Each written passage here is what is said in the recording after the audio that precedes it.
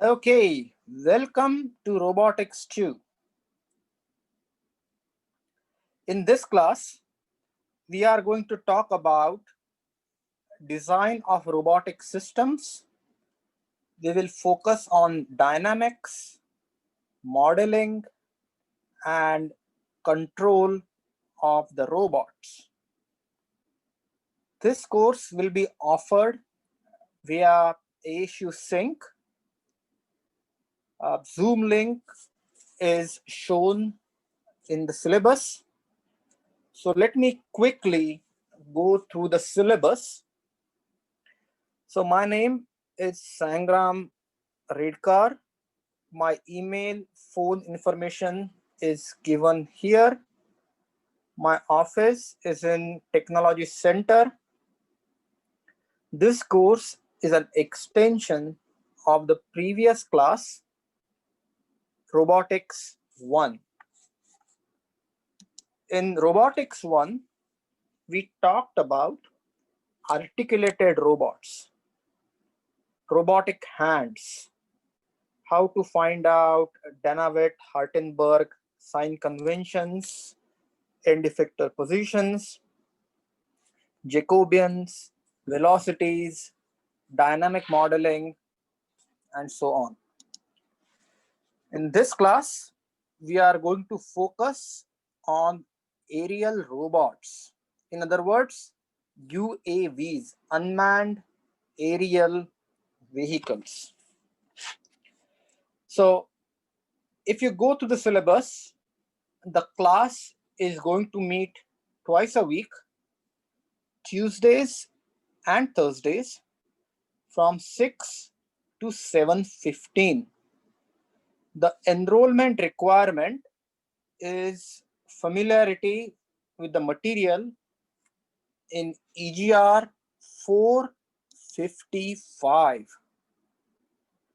And it goes without saying that you should be fairly comfortable with MATLAB.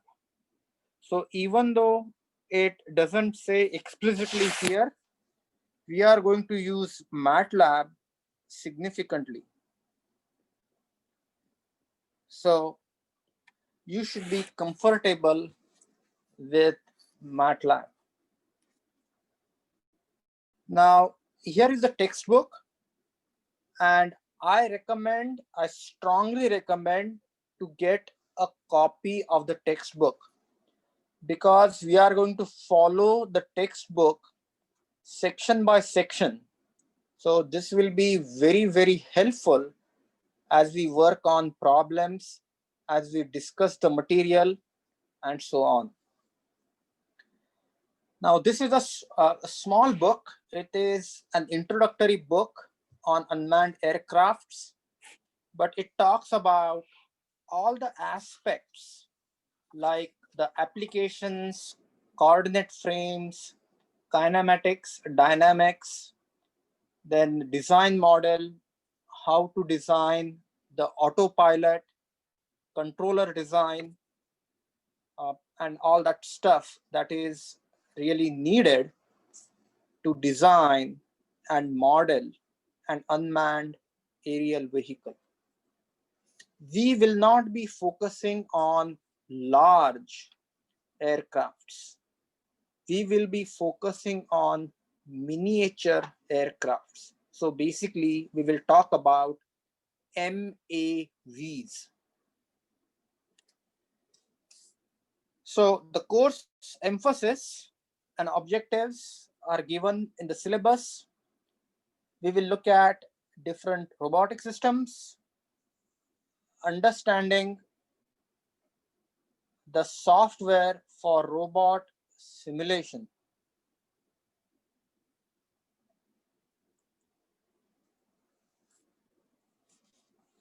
Okay, I will check what's going on with the book. Just let me, I will share my Canvas screen and we'll go through it. But this is the book, Small Unmanned Aircraft, Theory and Practice by Randall Baird. Now, the student learning objectives are understanding kinematics and dynamics principles, understanding hardware and software design, and using software tools for robotics.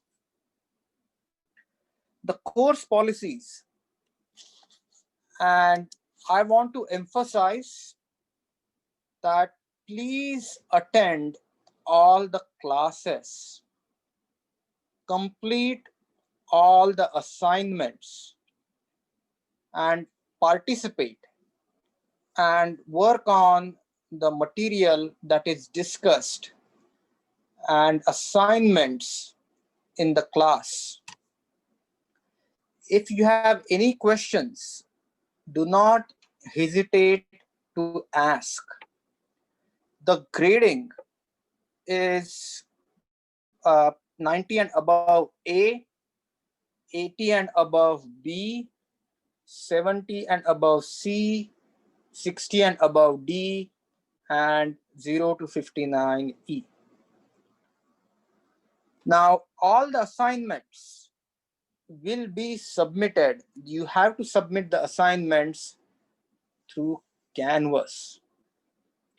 Unless you have a valid university excuse, late assignments will not be accepted. And for this course, we have two teaching assistants. One is Mannat, and Mannat is here, and the other one is George, that you may know. Mannat is attending today's class. So Mannat, I'm gonna unmute you for a second. And if you want to introduce yourself to the class and just type in your email, I would appreciate it. Mannat, you are unmuted. Hey guys, can you hear me? Yes. Hey guys, I'm Manat. I took this class a while ago. I had a lot of fun. Got to build a robot arm. It was a blast.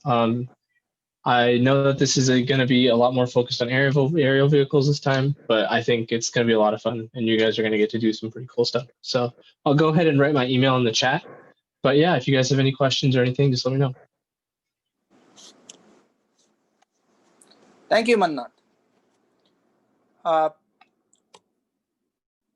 George is not here today, but he is planning to send you all an email.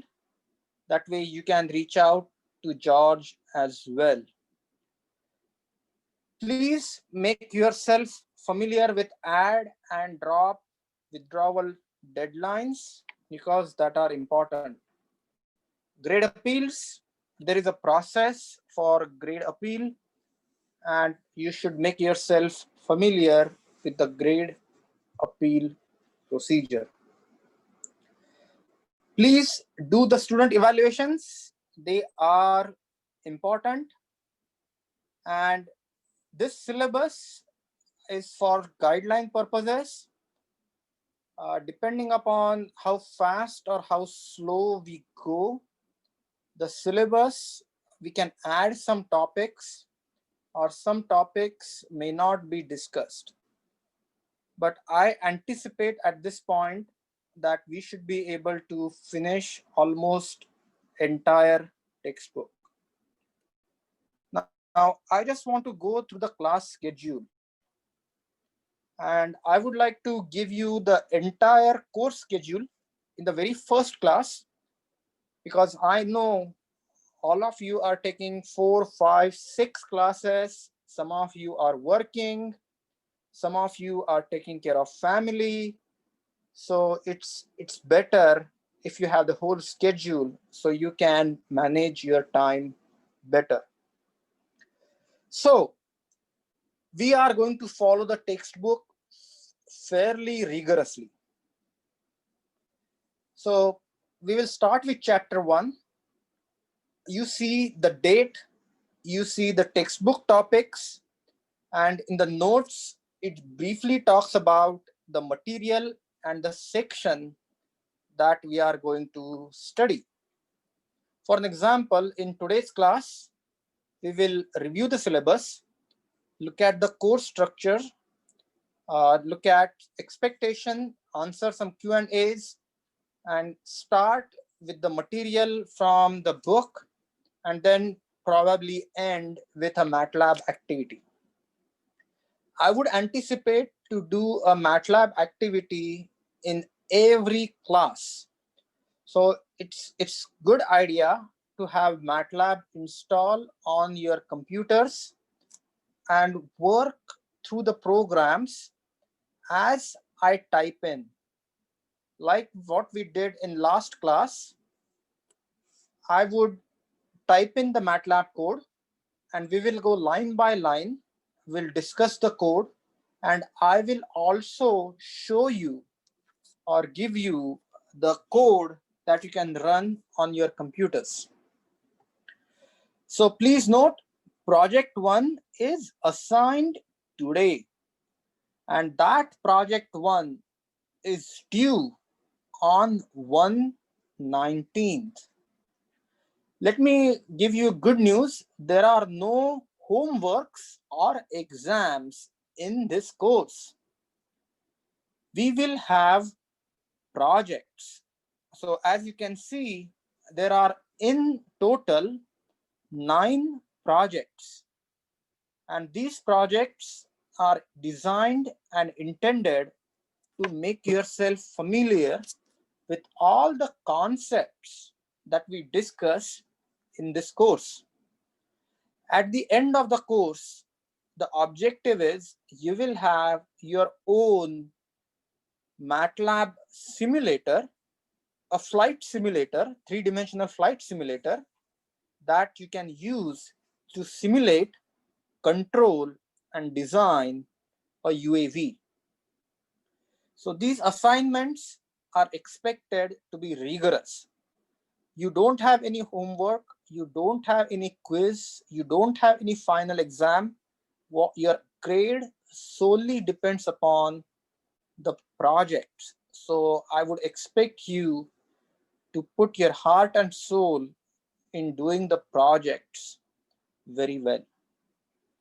Now, one thing I want to tell you is you will see, for an example, project 1 is assigned. We will have a MATLAB activity supporting the project. We will have MATLAB activities supporting the project. Then on 1/21, that class will be devoted to discuss the solution of project 1. So I will discuss the solution of project 1. And at that time, you will have a second chance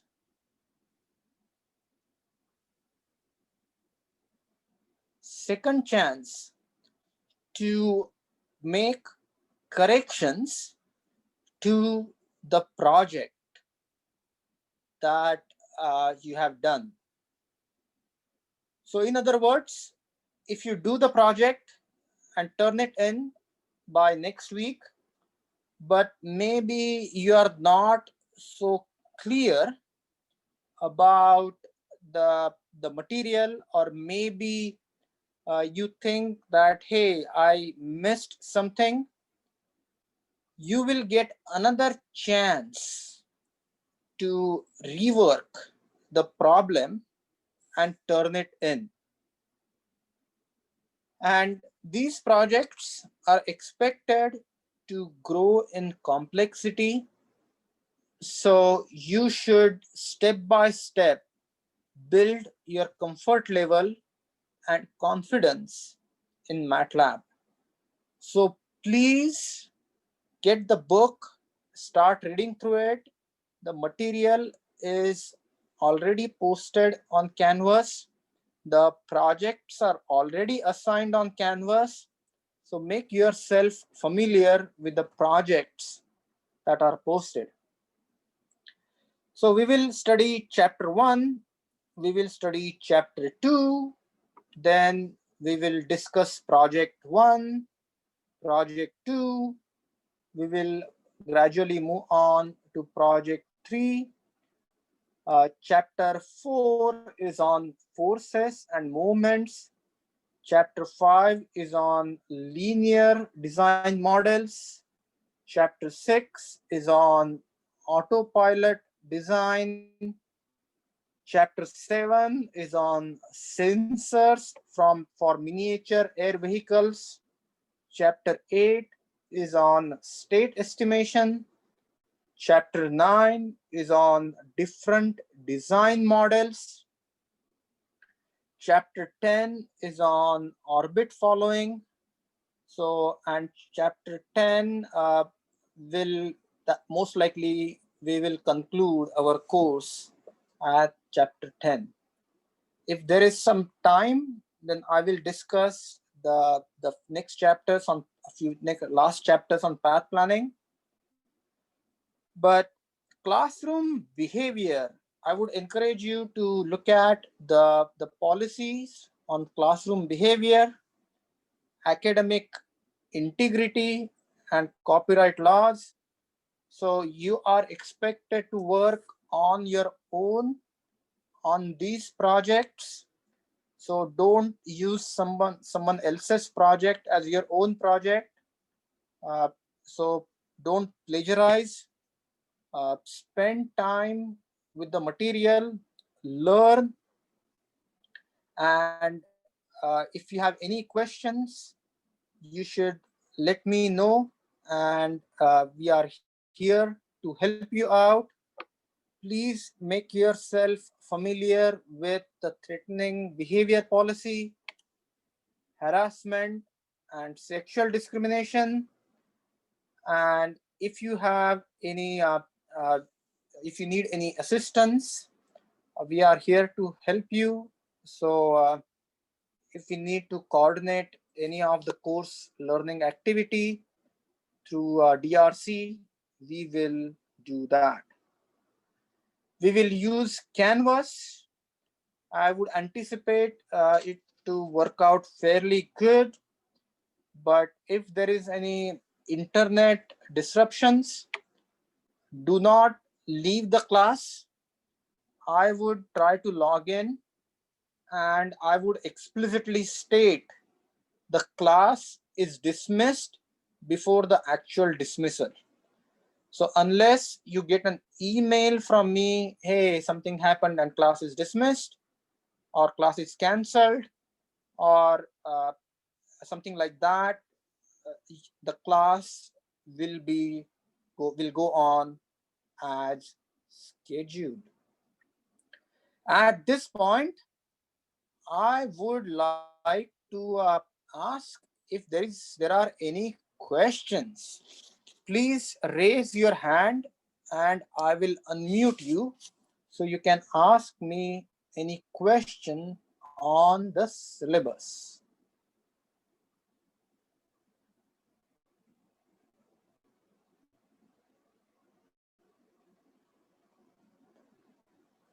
I don't see any questions on the, so what, yes, can you raise your hand, Alejandro? So that I can, yeah, I am going to unmute you. Yes, Alejandro, ask your question. Yes, I was just wondering what would be the best location for us to find the book, because I can't seem to find it at the ASU bookstore. The best, Amazon. Okay. Thank you. Honors contracts. Okay, Jessica has a question. Does anyone else have the same question on honors contract?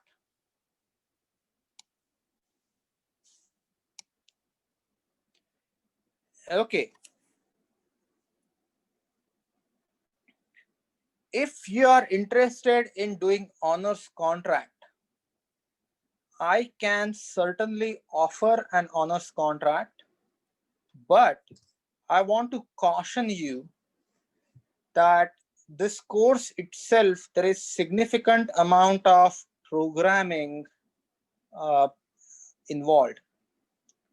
So make sure that you have time to do an honors contract.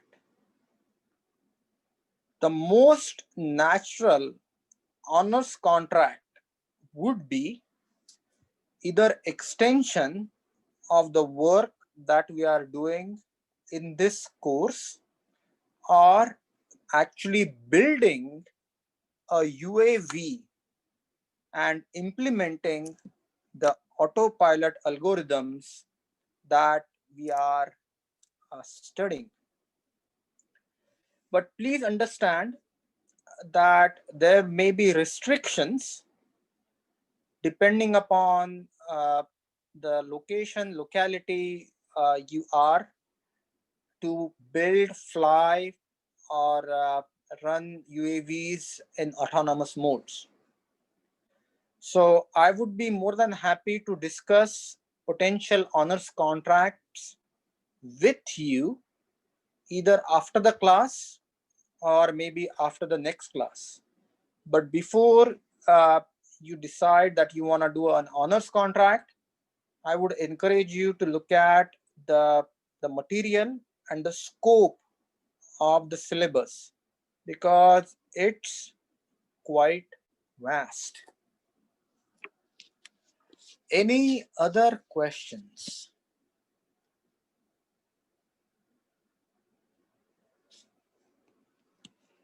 If you don't have any questions, I would quickly like to share my Canvas screen.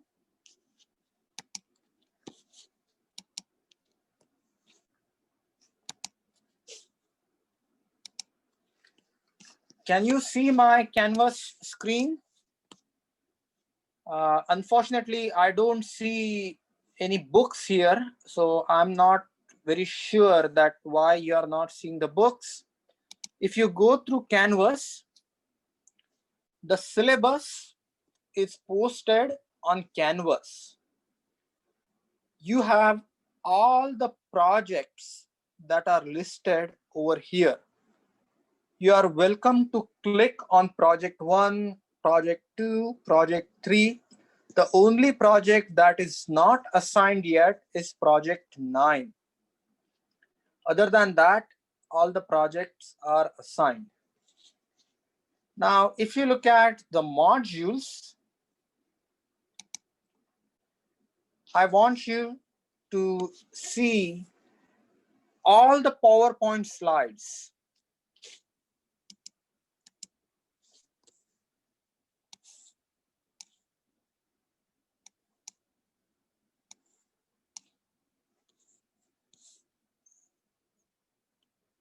Okay, all the PowerPoint slides are posted over here. And I'm going to follow these PowerPoint slides fairly closely. And these PowerPoint slides, they reflect the material from the textbook. Next thing I want to show you here are the project files. And if you have a minute, I would encourage you to click download this zip file. And in this zip file, you will see 3 folders. One folder is MavSim MATLAB. Second folder is MavSim Simulink. And the third folder is MavSim Python. So all these projects that are discussed can be done either in MATLAB,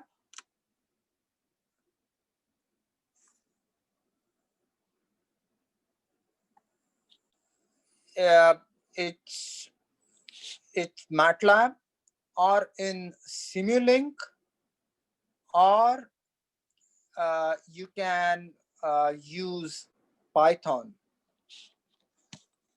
So these are the template files that you will need to get started. I don't know where the hiccup is on the textbook, but I will try to sort it out after the class. But the book in the syllabus should be Baird's book on UAVs. Now, MavSim template files, they are super useful because they give you the basic skeleton code that you have to start working and modify to complete the project. Now, next thing is the project solution. The projects that I have assigned, they come from the textbook, end of chapter project. For an example, project 1 is the end of chapter 2. Project 2 is end of chapter 3. So here are the links to the solutions of the project, which means this is what you should be getting if your project is successfully completed. Now, what I'm going to do is, please note that you will not be alone in this journey. I will be there to help you. What it means is I anticipate starting and working out some of these project problems with you and get to the point that I will ask all of you, hey, this is how far we have gotten. The next steps are 1, 2, 3. Can you do it? And if the majority of the class says, yeah, we should be able to do this project from this point onwards, you will be doing the project on your own. So that's why I would anticipate that some of these projects I would work out about 50 to 60%, and I would leave the last 40% to 50% for you to complete. Or I may work out a similar project, and you will see the example of that.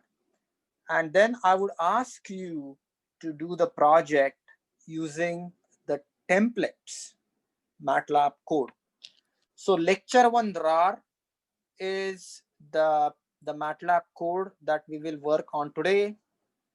Then next is spacecraft, then spacecraft 2. So these codes will help us give enough background to do the project 1. The link to the video lectures will be posted over here. The video lectures would be available on YouTube in 4K, but the links will be here. There is additional supplement material.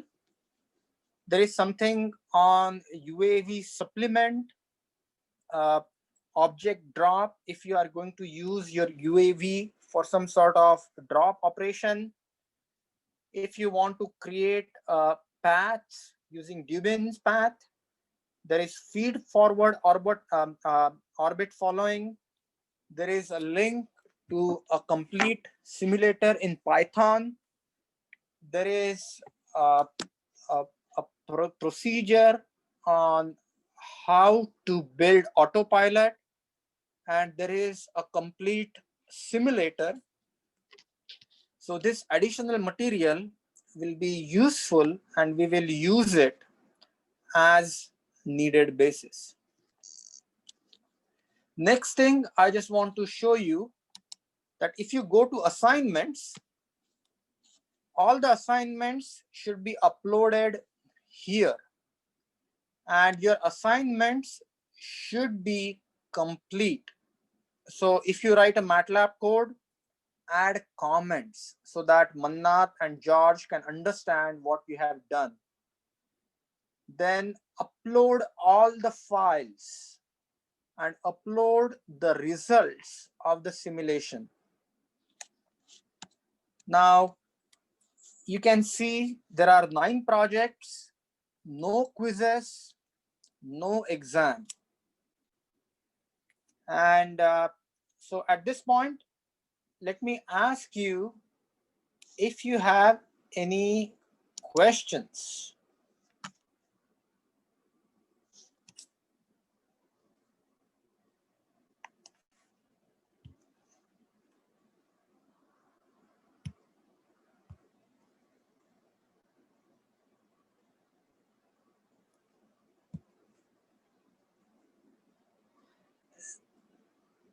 Okay, sometimes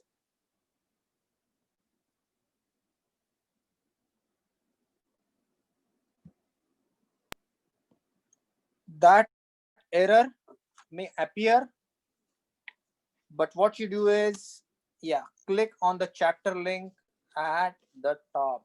That is correct. Or what you can do is you can go on to the files and you should be able to download projects, and all the material is in the files. So if there are no questions, I would like to start with chapter 1. So in this chapter, it's going to give you a brief background and sort of the motivation for this course. So if you look at UAVs, UAVs stand for Unmanned Aerial Vehicle. Sometimes they are also called as remotely operated vehicles. And they could be small drones that you fly, all the way to big drones that are used for military purposes. You could have a fixed wing aircraft, which means an airplane, or you could have a rotary wing aircraft like a helicopter. You could have a quadcopter. You could have an octocopter, or you could have a tilt rotor, which means that can take off as a helicopter but fly as a plane. And depending upon your research interest, you can study different types of platforms. In this course, we are going to start with a very simple platform that will be fixed wing aircraft, like the one that is shown in the picture right here. And the reason for that is understanding these flying robots is simpler than the quadcopters or octocopters.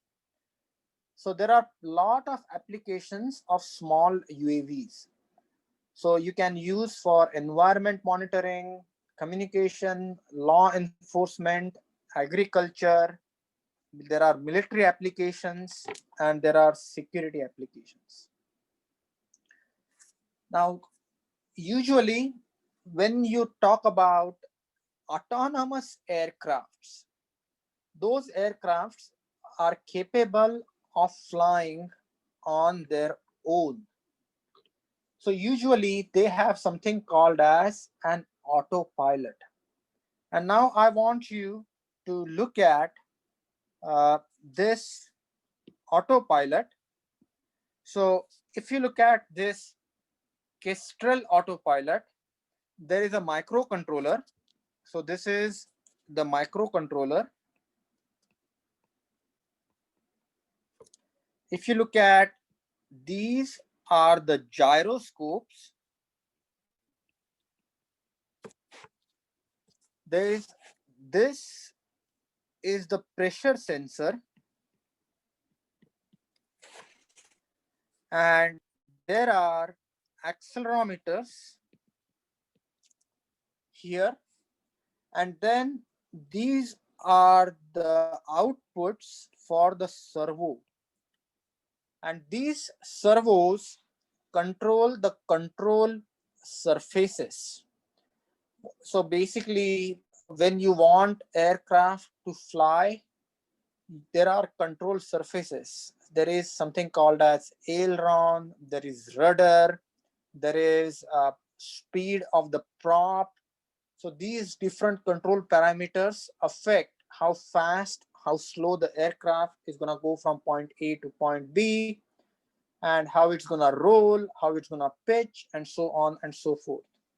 So an autopilot system will have different sensors, a microcontroller, and then some sort of algorithm that will fuse the data from these different sensors and control the servos so that your miniature aircraft flies from location A to location B. So there are a lot of UAV platforms, but this is the UAV platform that we built at ASU about in 2008, and we flew these platforms. These are called as Zagi planes, also called as flying wing. And if you want to see the first autonomous aircraft that we built, you can go to simulator building. That aircraft along with this autopilot is on display. If you go to my office, there is a poster describing the fixed wing aircraft and the autopilot that we built and flew about uh, about 10 years ago. So but since then the the sensors have evolved, uh, microprocessors have become cheaper, more processing power is available, and nowadays there is a lot of emphasis on DIY type drones. So this field has evolved from a very small group of people working to almost the hobbyist or students or even high schoolers working on building and flying their autonomous planes. So this is a standard design process for designing a UAV. So what you do is, first you have the requirements. Depending upon your requirements, you choose a platform. You design the platform. And once you design the platform, that is designing the aircraft structure. Then you design the controllers, and that comes in control design. And then you integrate airframe to the control surfaces to the controller. And in this process, you come up with the static and dynamical models that approximate the physical system. The physical systems are typically nonlinear. They are large. So you will have to come up with some approximations so that that system can be designed and simulated in a reasonable amount of time. And then the process is iterative. So you go through the design process and refine to the point that your simulation is able to reflect the physical system very accurately. And the Newton's laws and the Lagrangian principles that we studied in last class, they are going to be used a lot when we study the design and control of UAVs. This is how an architecture looks like. So you have the unmanned vehicle. On top of it, you have an autopilot running in the inner loop with the sole purpose of stabilizing the aircraft. So what it means is the autopilot's main function is to make sure that the aircraft does not crash. Then there is an outer loop that allows path following. So now we want the aircraft to go from point A to point B. And then the autopilot sends out the command signals such a way that the UAV can go from point A to point B. Then you want a particular path. So you don't want a straight line motion. You want that aircraft to go from point A to point B to point C, go through different waypoints. That is where the path manager comes in the picture.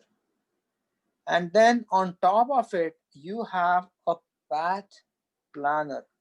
So imagine a case that you are flying your UAV and all of a sudden there is an obstacle or there is a bird and you want to avoid that obstacle. So your sensors should indicate that there is an obstacle and your algorithm should find an alternate path that would avoid the obstacle.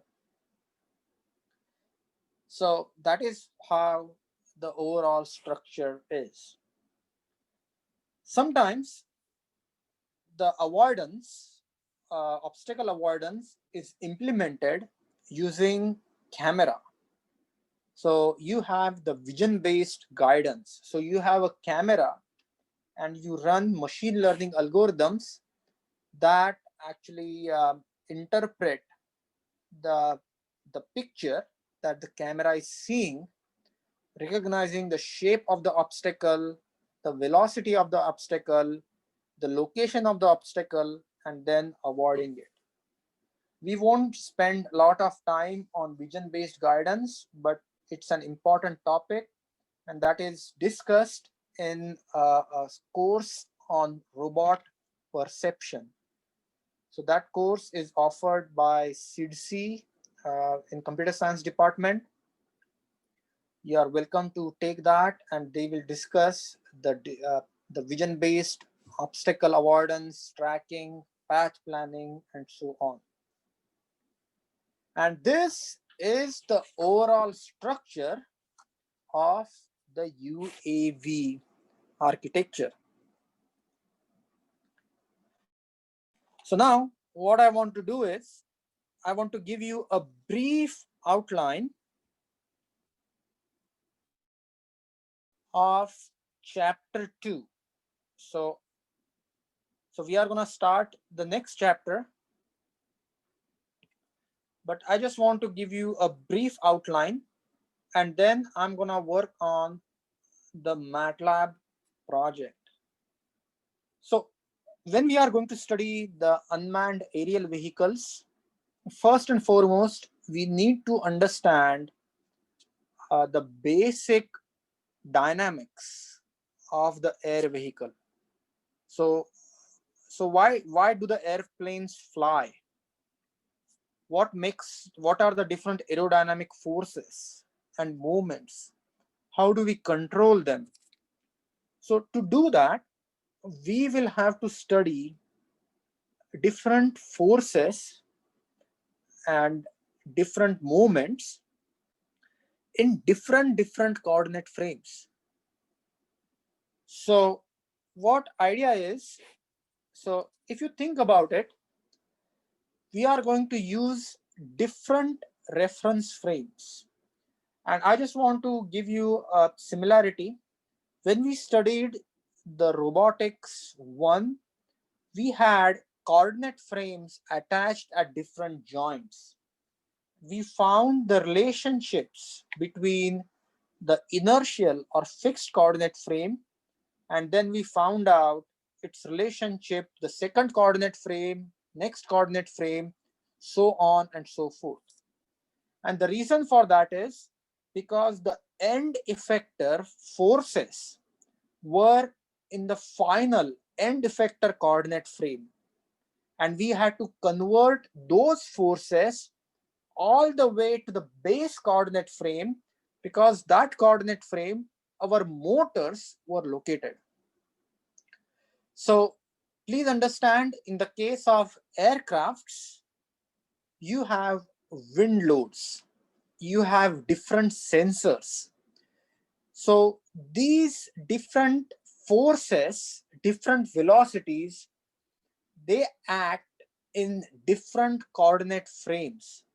Just to give you an example, the lift and drag on the airfoil, the lift and drag on the airplane is in the body frame. On the other hand, the path from the GPS is in the inertial frame. Wind loading and wind forces are in different frame. So all these frames are related to each other. And it is super duper important that the relationship between these different frames is defined so that we can transfer the forces, velocities, displacements in inertial frame to the body frame of the aircraft or to the earth fixed frame, and we can perform these calculations or we can simulate the system easily. Now, we are going to start with the very simple, basic coordinate frame rotation. Believe it or not, we did this in Robotics 1. If you recollect, in Robotics 1, in the very first class, we talked about the rotation matrices. So if you have a coordinate frame x0 and y0, and if you rotate this coordinate frame to say x1 and y1, these two coordinate frames are related with angle theta. And I don't know if you remember this or not, but what we did, we drew horizontal and vertical lines and came up with this relation. We said, so x0 is equal to x1 cosine theta minus y1 sine theta, y0 is equal to x1 sine theta plus y1 cosine theta. That means, and my z0 is equal to z1. So my rotation matrix, and this is super important, and I'm going to do this for this case explicitly. You have x0, y0, z0. You have x1, y1, z1. And you remember this projection off, and here projection on.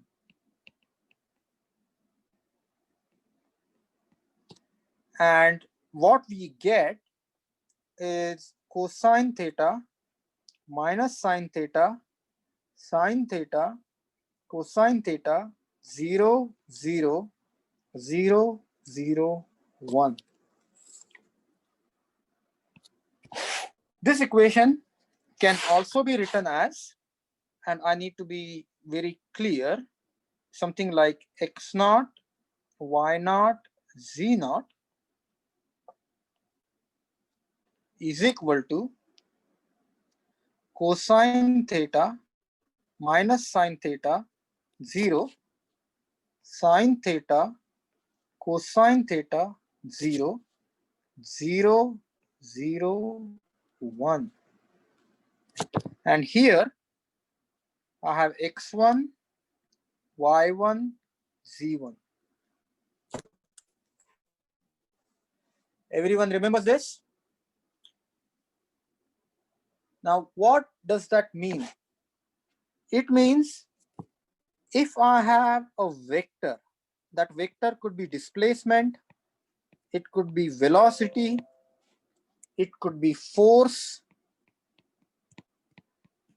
If that vector is described in x1, y1, z1 plane, the relationship between the x0, y0, z0 and x1, y1, z1 frame is given by this rotation matrix. And I just want to make this point super clear.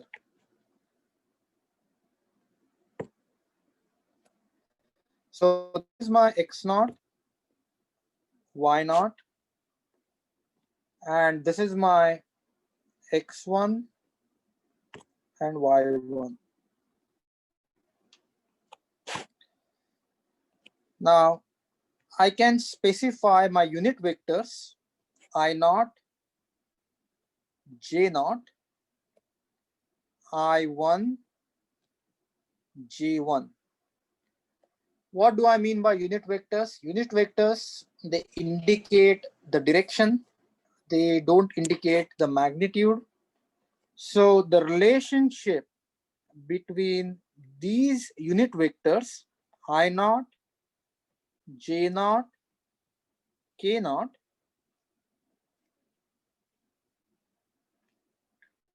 is equal to cosine theta minus sine theta 0, sine theta cosine theta 0, 0, 0, 1, and then I have I1, J1 and K1. Now what does this mean? It means the idea is, consider for the sake of discussion that I have a vector 5, I1. If I have a vector 5, I1, and what I need to do is I need to express this 5, I1. I need to express 5, I1 into the base coordinate frame. Right now, this vector is in the coordinate frame x1, y1, z1. But I want this vector to be in the frame x0, y0, and z0. So what I do is, this is super important, I find the inverse of this matrix. So I'm going to call this matrix R. I'm going to inverse this matrix, R inverse I naught, J naught, K naught is equal to R inverse multiplied by R. This is a matrix multiplication. I, J, I1, J1, K1. Now inverse multiplied by the matrix gives you an identity matrix. One thing I want you to notice that this matrix is an orthonormal matrix.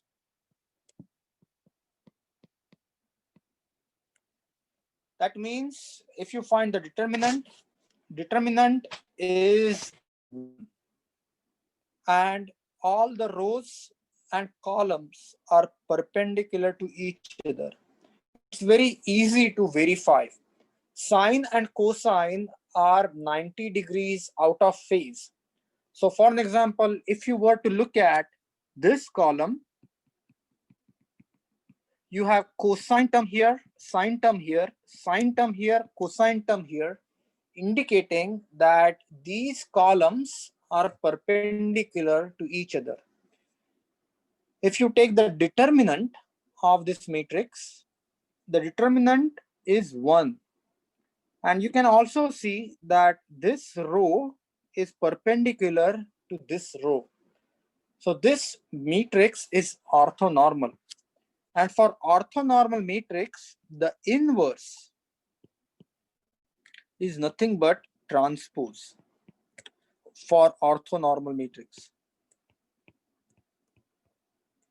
Which means what I could do is I can just do the transpose cosine theta, sine theta, minus sine theta, cosine theta, 0, 0, 1, 0, 0. And now I have I naught, J naught, K naught is equal to I1, J1, K1. That means I can rewrite this equation as I'm just going to write I1. I1 is equal to first row, first column, cosine theta I naught plus sine theta J naught plus 0. So, and probably this needs a little discussion. So please understand what I did. I multiplied first row, first column, that gives me the first vector, I1. So now I have I1 is equal to cosine theta I naught plus sine theta J naught. So what I can do is I could start with my analysis and you will see it works out very well. So I have a vector I1, I naught, I have J naught, and I have G1.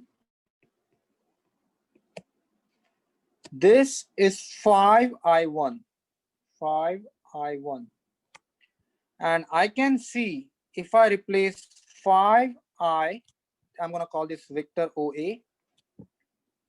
OA is 5I1. And I'm going to replace that by 5. And you can see here, it's cosine theta I naught. So this becomes cosine theta I naught plus 5 sine theta J naught. Now some of you may say, something interesting has happened. Check it out. What is this 5 cosine theta? This 5 cosine theta is nothing but the projection over here, which is 5 cosine theta. So this vector can be represented as 5 cosine theta I naught and 5 sine theta J naught. So this is 5 cosine theta I naught in I naught, and this is in J naught direction. So we actually transferred a vector, and that could be force, that could be velocity, that could be anything. And we will deal with these problems again and again and again and again, because the forces will be defined in different frame, the velocities will be defined in different frames, and we have to go from one frame to other frame. So we are going to study this in detail, but here is the takeaway from this discussion. If you are gonna go from I0, J0, K0, your matrix is going to look like cosine theta minus sine theta, sine theta, cosine theta, 0, 0, 0, 0, 1. I1, J1, K1. However, and this is super important, this is important. If you go from I1, J1, K1 to I0, J0 and K0, I0, J0 and K0, this matrix gets transposed. So when the matrix gets transposed, the diagonal elements remain the same. The off diagonal elements get shifted. So this is the difference. So this is the zeroth frame,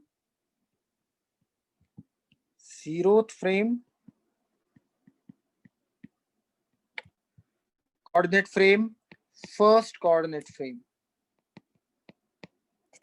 This is the first frame to zeroth frame. And why is all this important? Because as we go through the material, we are going to talk about the rotation of the reference frames. And this is nothing but the same rotation that we talked about, but we are going from the first frame to the zeroth frame. So this is the rotation matrix. Again, this is the rotation matrix.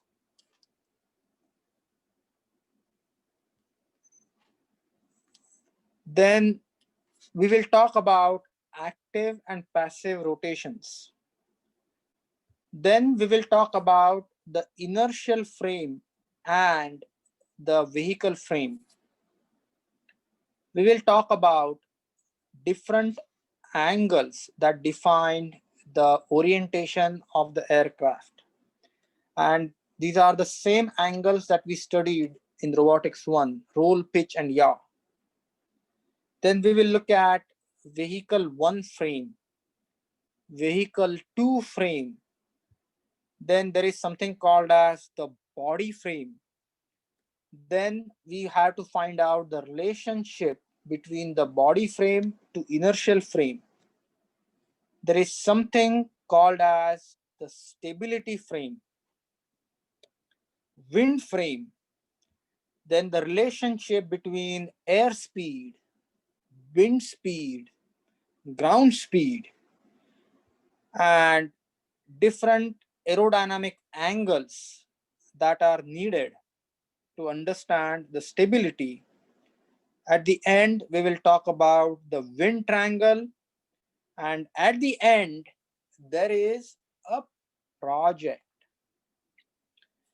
Now, again, don't get scared. This is just the first class, and we have 3 more classes to discuss this material. But at this point, I would encourage you to quickly review the project 1. In this project 1, using MATLAB, you have to build this aircraft and then simulate this aircraft. So think about it like you are making a video game wherein you ask that aircraft to go left, right, up, down, rotate, and then the aircraft in the MATLAB environment is rotated. So this is the very first project that we are going to study. So to understand this project, we need to know how to perform animations in MATLAB. And it is absolutely required to look at Appendix C of the book, where it shows how the animation in MATLAB is done. Now, what I'm going to do is, to just get all of us started, I'm going to show you a MATLAB exercise.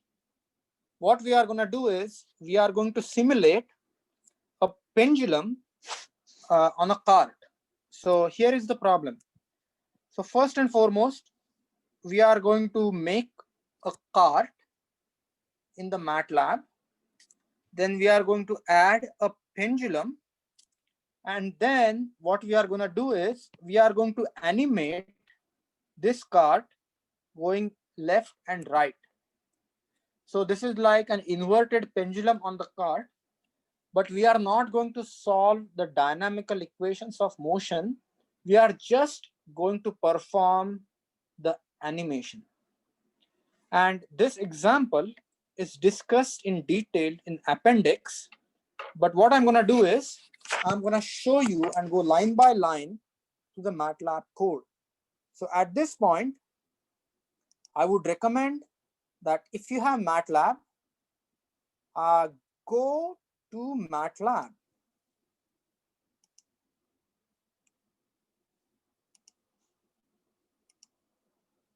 At this point, you should be able to see my MATLAB screen.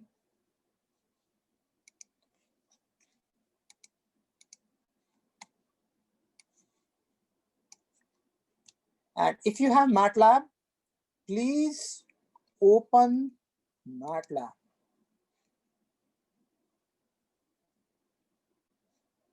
I'm gonna make this font slightly bigger so that you can see.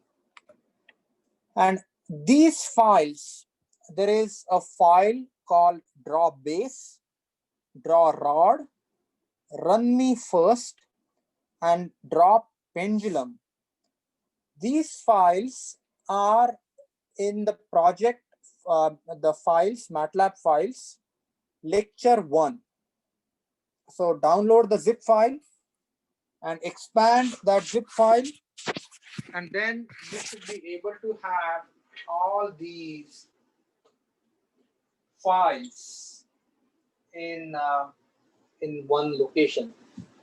At this point, let me ask you, do you have these files in the MATLAB environment? So there will be a function draw pendulum, there will be a function run me first, there will be a function draw rod, and there will be a function draw base. Now what I want you to do is click on run me first and hit run. And once you start running, you will see a nice clean simulation going on. And I will try to show you how that simulation looks. So this is the pendulum on the car. And this is just an animation. There is no dynamical equation of motion. What we are going to do is, we are going to simulate a spacecraft, and then finally we'll simulate an airplane. So before I discuss the code, I just want to make sure that everybody understood, or does everyone have this simulation running? I can share screen and show the files. Okay, to show you the files, I need to go to canvas. So I want you to go to canvas. In canvas, you should go to modules. In modules, you should go to MATLAB codes. In MATLAB codes, go to lecture1.rar. Download and unzip that lecture1.rar, and then you should be able to get this code running.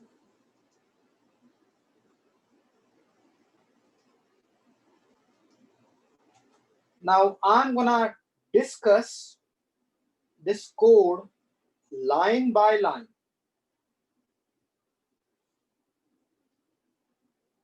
Yeah, for project 1, spacecraft files are given, but you have to create an aircraft. So let me discuss draw base. This function is going to draw the purple base. And how does it do it is you have a function which is called draw base.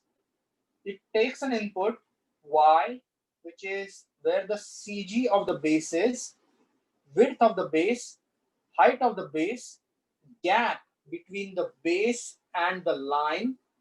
And I want to tell you this important thing. There is a handle. This handle is like a pointer or the location where this figure is stored. And then this is the mode for updating the figure.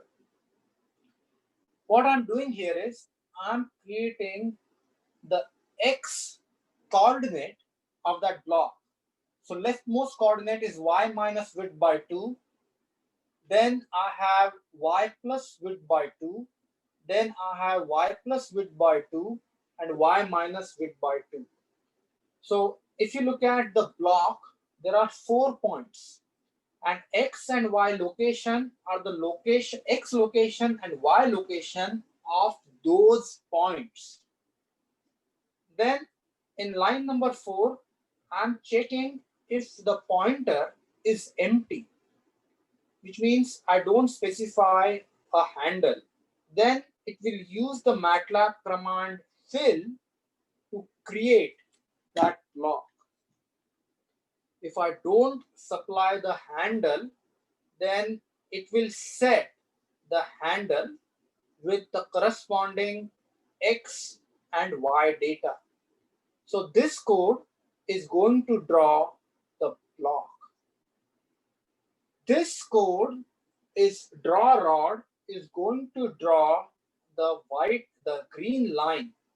And for that, I need to specify y, the CG where that rod is going to be attached to the block, the angle, the length of the rod, gap, height, handle, and mode.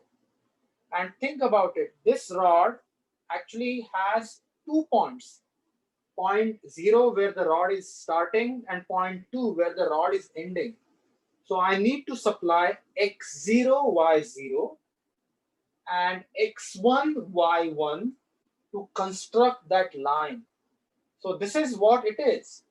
So I'm supplying the x0, y0 and x1, y1. And then I'm using the same handle to create the rod. So I draw the base, I draw the rod, and now I want to draw the pendulum. To draw the pendulum, I start with the function draw pendulum. It requires an input. I need value of y, I need value of theta, I need the value of time. These 3 are the inputs. I need the value of length, gap, width, height. I need to construct a pointer And if you the way to construct a pointer is using the MATLAB command persistent, so that variable does not get cleared in the iteration. And then I draw the figure at time t is equal to 0. That is where the figure is drawn. And then what I do is, when time is other than 0, that figure is continuously updated. And run me first is the code where I supply the time array starting from 0 ending at 2 pi. I supply the input 2 times sine t, that is the y location. Then I supply the value of theta, which is t, and then I supply the time, and then I draw the pendulum. I've created a pause so that the animation looks cleaner, but that is how you will do this animation. If you run this code, you will see that pendulum going back and forth. And what I'm gonna do here is, I'm gonna stop the recording and I'm gonna stop here.